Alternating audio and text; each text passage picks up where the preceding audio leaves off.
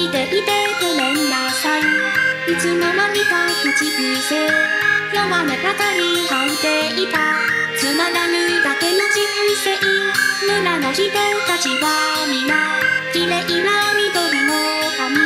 仲間外れの私、人と違う白い髪。森の奥で密かにそびえ立つ千年樹。私はここで一人神に願いをかけた。孤独に生き続けること、それはとても寂しい。誰でもいい私も友達になってほしい。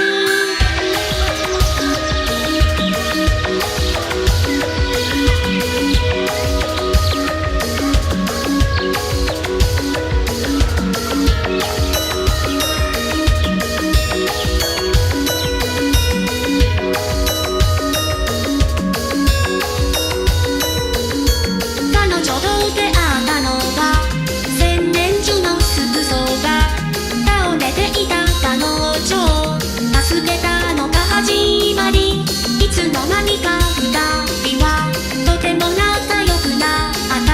だけど私と彼女何もかも価値があった。村の中の誰より綺麗な緑の髪。その優しい声と笑顔、誰からも愛された。どうしてこんな私にも優しくしてくれるの。自分より劣る女を哀れんでるつもりなの。卑屈な私を抱きしめて彼女はささやいて、あなたは誰より素敵な人よ。涙がこぼれた。たとえ世界の全ての人が私を蔑み笑っても必要としてくれる人がいる。それだけで幸せだった。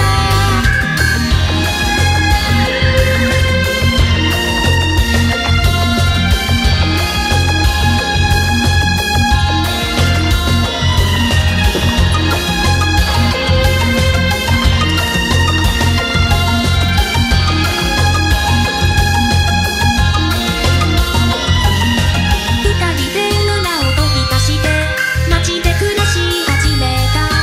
不慣れな生活でもいっそなら大丈夫。裕福な商人の婦人の死を見る。生きるために選んだ私たちの仕事。ある日屋敷で見かけた青い髪のラサ男。あいつと彼女の出会いが全てを狂わせた。海の向こうの国の王、彼は彼女を深く愛し、隣の国の王女の求婚も拒んだ。国は戦火に包まれた。王女が下した命令、緑の髪の女忘れて殺してしまいなさい。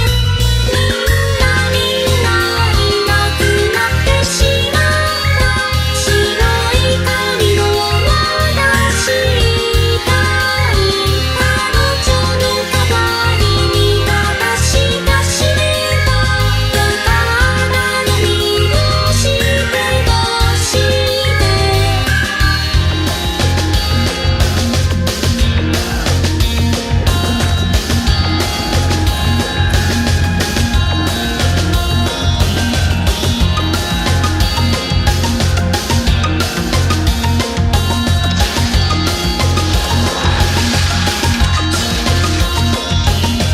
生きていてごめんなさい。いつの間にか口癖弱音ばかり吐いていた。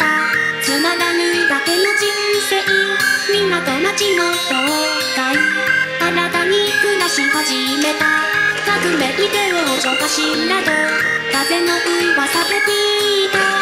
彼女と出会ったのは教会の服装が倒れていた彼女を助けたのが始まり、いつの間にか二人はとても仲良くなった。